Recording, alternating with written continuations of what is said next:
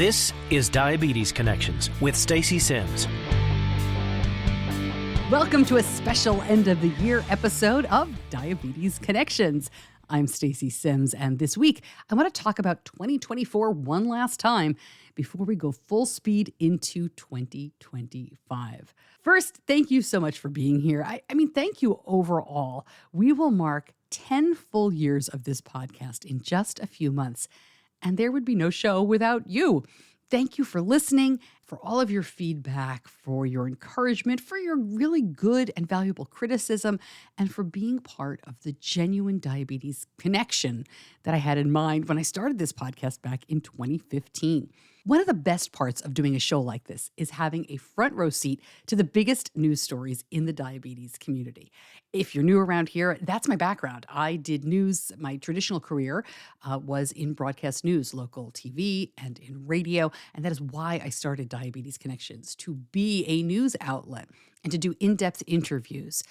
We produced more than 70 podcast episodes this year, and in my mind, these are the top 10 biggest stories that we covered. Now, there is a bit of a cop-out here. After I decided on the top 10 stories, I didn't rank them any further. So these are not necessarily in order of, first to last in priority.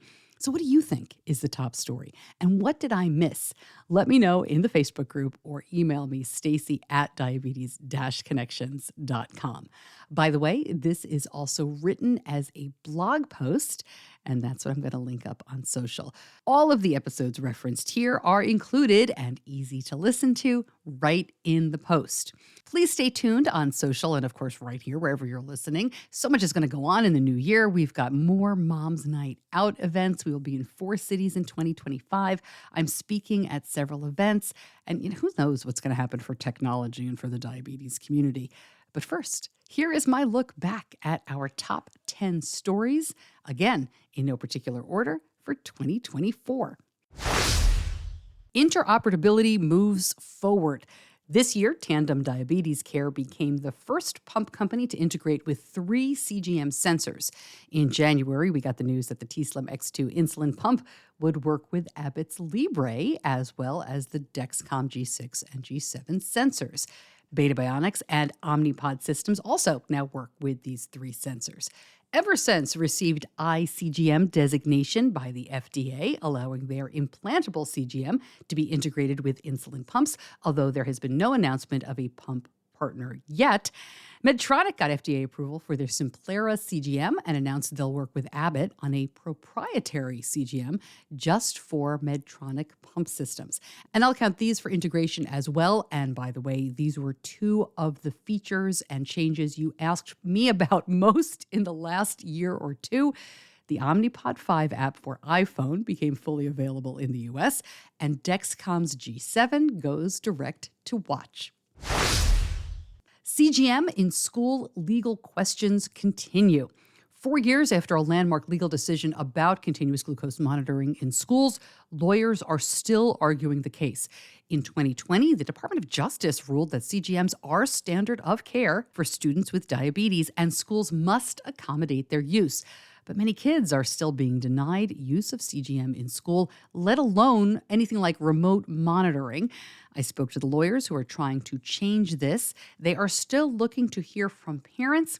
You can tell your story. These folks are looking for families all over the country whose kids are being denied use. And I'm telling you, these stories are not helicopter parents overreacting. There are still a lot of schools that don't understand this or are inflexible, to put it charitably, and are telling these students, you can't even wear a CGM. They want the kids to continue to finger stick. And you can imagine what that means, for regular care, let alone for AID systems. So this one really got under my skin. We actually did 2 episodes on that in 2024.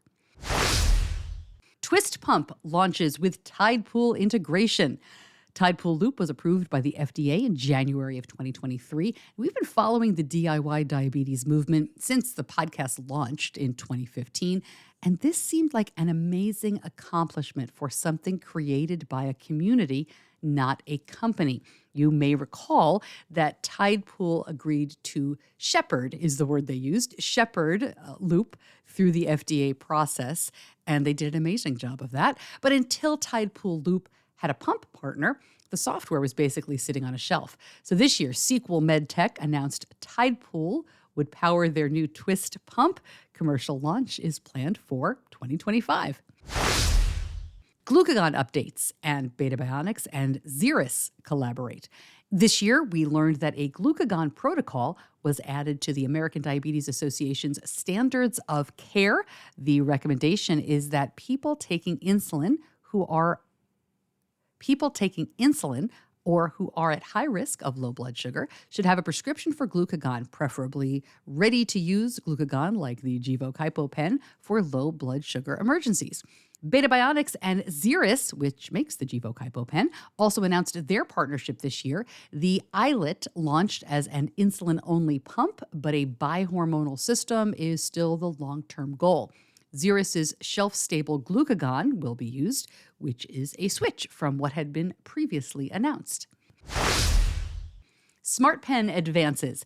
Medtronic gets the FDA okay for its new InPen app, which paves the way for the launch of its smart MDI system with the Simplera CGM.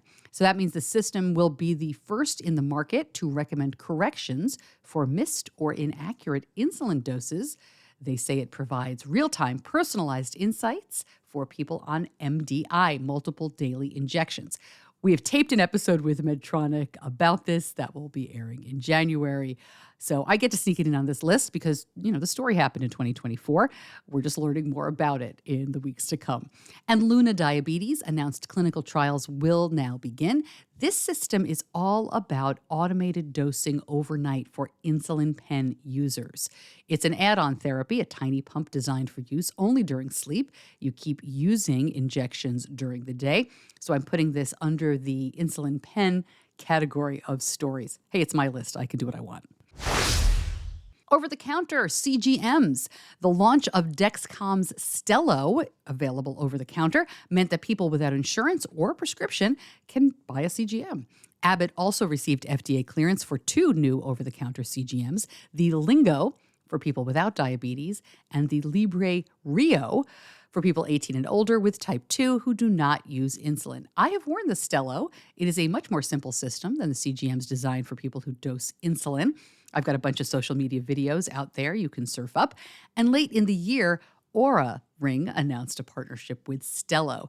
I expect to hear a lot more about wellness partnerships with these over-the-counter CGMs in the next year or so. We will see what it ultimately means for people who use insulin. Stem cells and encapsulation advances.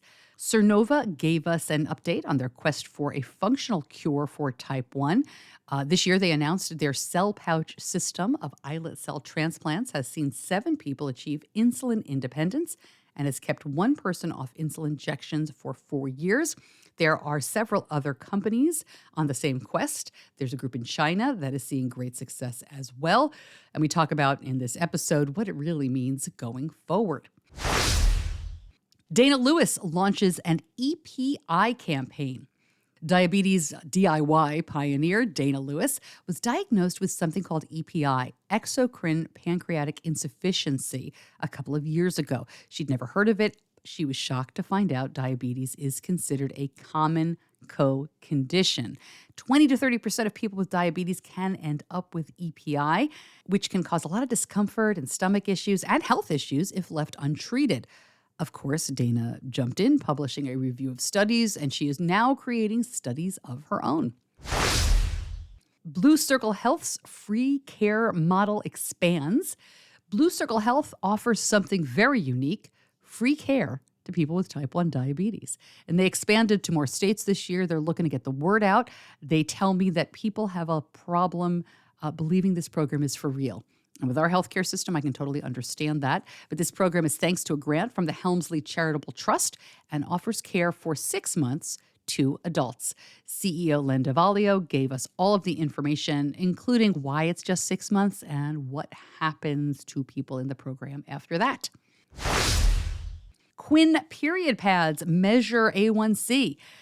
One of the year's most innovative breakthroughs, I think, came from Quinn, which developed period pads capable of measuring A1C.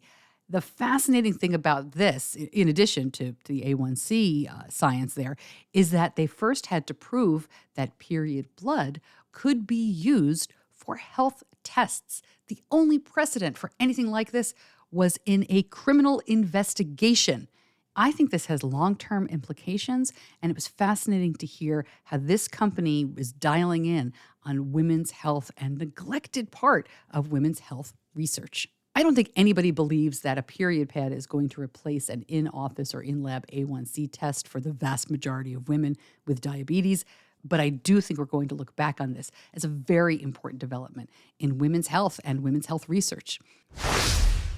GLP-1 agonists for type 1. All right, if you're counting, we've already done 10. But I put this on the list because, while I didn't do an episode on this in 2024, we are watching this story very closely. I mean, I did a bunch of In the News episodes where we talked about this. In 2024, it seemed like every week there was another study showing the benefits of medications like Ozempic and Mounjaro. And just this week, the FDA approved the generic of Victoza, which is very similar to Ozempic, but Victoza requires a daily, not weekly injection, so it's not as popular. But I didn't put this on the top 10 list because none of these medications are approved for people who have type 1 diabetes. But at every diabetes conference this year, more and more doctors are expecting clinical trials and ultimately approval and insurance coverage, right? That is the key, because I know a lot of you folks out there, you ask me all the time, my doctor will prescribe it, our insurance will not cover it. And that's really where the rubber meets the road here. We are watching that very carefully, and I'm hearing very hopeful things from a lot of the medical community. And finally, I should mention the celebrities that get so much attention for diabetes. Lance Bass told his story of being diagnosed with LADA after being misdiagnosed, like too many people with type 2. Usher, who has a child with type 1, joined Sanofi for their screening campaign. Brooke Shields and Chrissy Teigen announced they have children with type 1. And I only mention these because, with all the stories I mentioned, these famous people sharing their stories get a lot more attention than the research and the headlines that we talk about. And that's not always a bad thing if it leads to more education, right? If you ask your friends outside the diabetes community, I guarantee they know a lot more about Brooke Shields' announcement than they do about, interoperability, right? And I promise I am trying to get these folks on the show. How much fun would that be? All right, we have one more episode for 2024. Next week, we're taking a look ahead. What will be the big diabetes stories of 2025? What are we watching? What are we hearing about? And will there be any surprises in the next week? You never know. Every once in a while, there's a late December approval or other surprise in the diabetes world. If it happens, we will find out together. As I said at the top, I cannot thank you enough for listening. You are an absolutely incredible audience of passionate, smart, and engaged people. I am so lucky to have you as listeners. Thank you for an incredible 2024.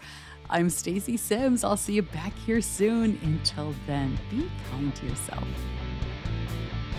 Diabetes Connections is a production of Stacey Sims Media. All rights reserved, all wrongs avenged.